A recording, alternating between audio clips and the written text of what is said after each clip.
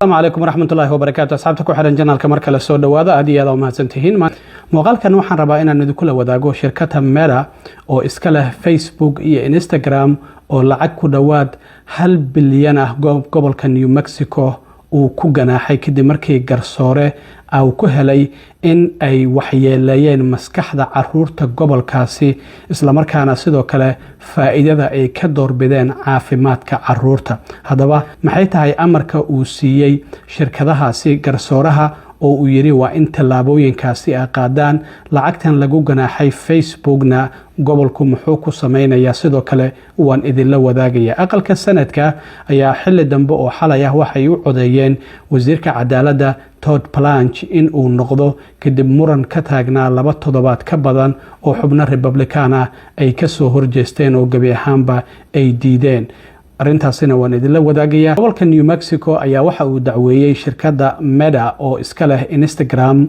Facebook and WhatsApp iyo sidoo kale Threads waxaana lagu eedeynayay shirkadda Meta oo iska leh in ababkaasi social media in ay maskaxda caruurta gobolkaasi ay dhibaateeyeen isla markaana sidoo kalena iyagu og ay arintaasi sameeyeen dacwadan laba qaybood oo kala duwan ayay ahayd bishii March ee sanadkan ayaa xeerbeegti waxa ay ku heleen shirkadda Meta oo Facebook iyo Instagram iska leh in iyagu og ay caruurta in qatar galiyeen maxaa yeelay in badqabkooda ma aysan ka fakirin caruurta online-ka waxa jira dad iyagu doonaya inay jirkooda ka ganacsadaan sidaas darteed caruurta ka faa'iideysta oo baraha bulshada inta uga sheekeeyaan markaas kadibna afduubta oo kufsada marka waxa ay lagu eedeeyay shirkadda in arintaasi ay jirtay shirkaduna ma aysan qarin oo waxay yiraahdeen arintaasi waa ay dhacday laakiin hadda kadib tallaabooyin ayaan qaadayna marka waxa lagu ganaaxay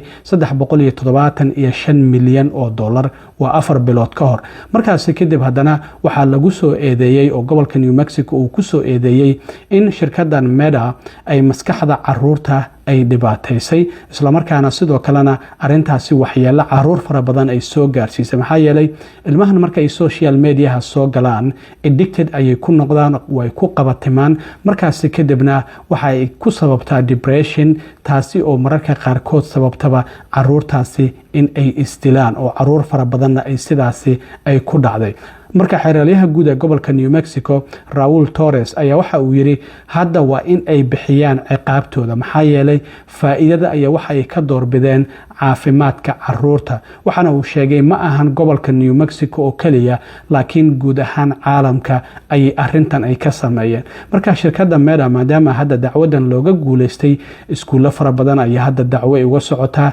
gobollo kale ayaana dacwadan ay uga socotaa hadda gobolka New Mexico oo kaliya lacagta lagu ganaaxay shirkaddan Meta oo Facebook iyo Instagram iska leh waxay gaaraysaa 942 milyan oo dollar marka labada ganaax oo kala ah 375 milyan iyo 567 milyan marka la isku daro hadaba waa kan xeeralyaha guud ee gobolka New Mexico oo arintaasi ka hadlayay markii Khamiistii garsooruhu uu ku ganaaxay shirkaddan Meta ilaa iyo 567 milyan oo dollarka Mareykanka Now they must pay the price for the choice that they made to put profits over children's safety. The fact that they knew about these harms, that they were not forthcoming about the danger, they were not honest with parents and policymakers and families not only in this state but around the world. Haddaba marka garsooraha Khamiistii xukunkan ridayay ayaa waxa uu soo saaray tilaabooyin loo baahan yahay in shirkadda Meta oo Facebook iyo Instagram iska leh in ay dhaqan geliso gaar ahaan caruurta da'doodu 18 ay ka hooseyso waa in tilaabooyinkan ay shirkadda ay dhaqan gelisaa waxa kamid ah in ay meesha ka saarto in caruurtu aysan ba taleefankooda aysan isticmaali karin baraha bulshada marka la gaaro xilliyada habeenkii ama xilliga iskuulada la joogo laga bilaabo 4 saac habeenimo oo xilliga inta badan caruurta la seexiyo ama ilaa laga gaaro 7 subaxnimo in caruurtu aysan ba taleefankooda aysan isticmaali karin oo abka hadii ay furaan aysan isticmaali karin waa in ay shirkadu ay dhaqan gelisaa qodobka labaadna waxa uu yahay sidoo kale in ay ka qariso batanka like-ta qofku inta badan waxa ay fiiriyaan marka baraha bulshada ay soo geliyaan imise like ayaa lagu saaray, imise comment ayaa laga bixiyay. Marka waa in caruurta ayba ka qariyaanba like-ta oo aysan arki karin, maxaa yeelay caruurtu marka ay sawir soo geliyaan ama muuqaal ay iska duubaan markasta way fiirinayaan imise like ayaad heshay. gabi ahaanba waxaa loo baahan yahay in caruurta da-doodu 18 ay ka yar tahay in batankaasi like-ta ay gabi ahaanba ay ka qariyaan. isla markaana waa inay ku soo daraan abkooda waxyaabo AI oo caruurta ka ilaalinayo haddii qatari ay ku soo wajahan tahay. arrintaasina sidoo kale waa ay jirtaa. waxaa sidoo kale ka mid ah tallaabooyinka loo baahan yahay shirkadda Meta inay qaado in ay xadido waqtiga bishii caruurtu saacadaha ay ku bixin karaan Facebook iyo weliba Instagram-ka. waa in 90 saacadood oo kaliya bishii loo ogolaadaa caruurtu inay baraha bulshada ay ku bixin karaan. qofku maalintii waqti ayaa loo xadidayaa. waqtigaasi haddii la gaaro taleefanka ilmuhu social mediaha kama isticmaali karaan. marka amaradaasi ayaa la duldhigay shirkadda Facebook. isla markaana waxyaabaha lagu helay waxaa ka mid ah shirkaddan Meta in ay arintaasi ay samaysay oo caruurta maskaxdooda ay dhibaato ay u geysteen baraheeda bulshada, isla markaana aysan waxba ka qabanin. haddaba marka lacagtan 567 milyan oo shirkadda Meta lagu ganaaxay Khamiistii oo garsooruhu ku ganaaxay gobolka New Mexico muxuu ku qabanaya? lacagtaasi sanduuq ayaa lagu shubayaa. caruurta maskaxiyan ay baraha bulshada ay dhibaateeyeen ayaana wax loogu qabanaya. 420 milyan oo ka mid ah caruurtaasi ayaa lagu daweynaya. qaarkood maskaxiyan ayaa baraha bulshadu ay u saameeyeen. 90 milyan oo ka mid ah waxaa loogu sameynayaa baaritaano iyo qiimeyn in lagu baaro caruurtan maskaxdooda sida ay baraha bulshadu ay u dhibaateeyeen, xitaa research in lagu sameeyo. 33 milyan waxaa lagu sameynayaa wacyigelin iyo ka hortag in caruurta khatarta baraha bulshada ay leedahay iyo sidoo kale in laga wacgeliyo. 15 milyan referral in lagu sameeyo caruurtan haddii isbitaallo kala duwan loo dirayo kale, isku xirka sidoo kale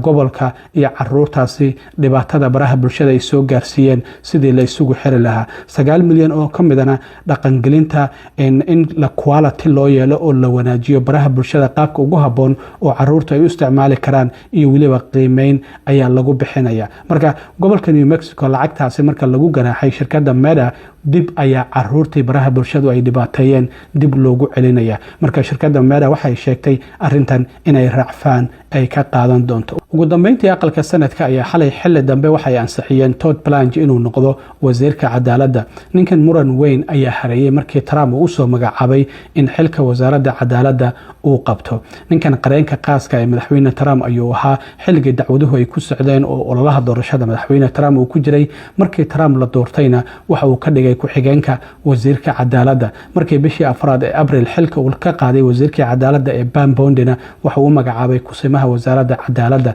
markaas kadib Trump waxa uu u soo sharaxay oo haddana u magacaabay inuu wasiirka cadaaladda uu noqdo. toddobaad ka hor markii aqalka sanadka gaar ahaan guddiga cadaaladda ay su'aalo weydiinayeen, waa tii su'aalo fara badan laga weydiiyay arrintii lacagtii anti-weaponization fund oo Trump 1.8 bilyan ahayd oo Trump uu yiri waxaan magdhow ahaan loo siinayaa wasaaraddii hore cadaaladda ee Biden dadkii xirtay oo ay dhibaataysay oo dadkii Congress-ka weeraray ay ku jireen January 6 sanadkii 2021. laba senator oo Tom Tillis iyo John Cornyn waa arrintaas waa kuwii ka biyadiiday kadibna waraaq uu soo saaray toddobaadkii hadda la soo dhaafay ninka wasiirka cadaaladda u sharaxnaa Todd Blanche uu yiri arrintaasi waan ka laabanay. laakiin codka ay u qaadeen aqalka sanadka 50 ayaa ogolaatay oo dhammaantood Republicana. 47 xubnood oo dimuqraadiyiin waa ay diideen. 2 xubnood oo Republicana oo ah Susan Collins oo Maine laga soo doorto iyo Lisa Murkowski oo Alaska laga soo doorto gabi ahaanba waa ay diideen. Mitch McConnellna maba uusan joogin oo waa xanuunsana. sidaas darteed ayaa waxaa Todd Blanche uu ku noqday wasiirkii 88aad oo wasaaradda cadaaladda